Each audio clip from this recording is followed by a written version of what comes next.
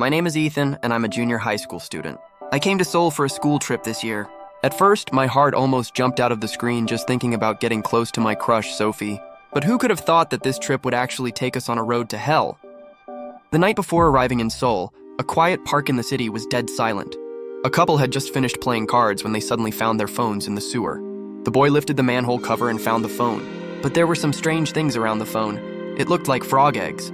The girl said the phone was disgusting and asked him to get it quickly. The boy complained a few words and reached his hand down. He didn't notice that the strange things were quietly gathering in his hand. Meanwhile, the girl stood nearby, holding her dog, and casually discussing what to eat for dinner. But it wasn't long before the boy started vomiting. The girl turned around to ask what happened, but froze the next second. The boy turned slowly and blankly towards her, and the dog in his arms began to bark. Those terrible things were already attached to his hands. Seeing this, the girl stepped back in horror. The boy was about to pounce on her, but was suddenly swallowed by those things. The girl turned and ran, but tripped over her own feet and fell heavily to the ground. When she stood up, she found that the surroundings were crawling with those same terrible things everywhere. The next morning, I sat on the bus and stared at the time on my phone. It was still a 30-minute drive to Seoul. This was the first day of our school trip and my first time in this city. The 2-hour drive was tiring, but I held my chin and looked at the figure on the other side. I felt happy because I could see Sophie clearly from my seat. As an adolescent, my eyes always stayed on her.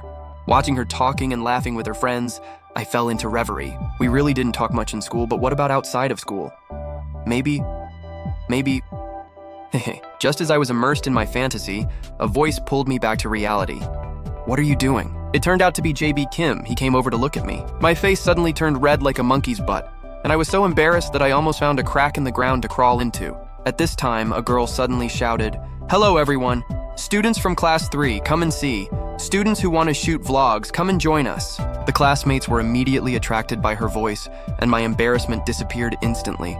Looking at their energetic appearance, I glanced at Sophie again, and thoughts surged in my mind again. Will this trip bring me closer to her? I was a little excited. I didn't expect that the more I look forward to it, the more desperate I am. So what will happen next? Follow and subscribe. See you next time.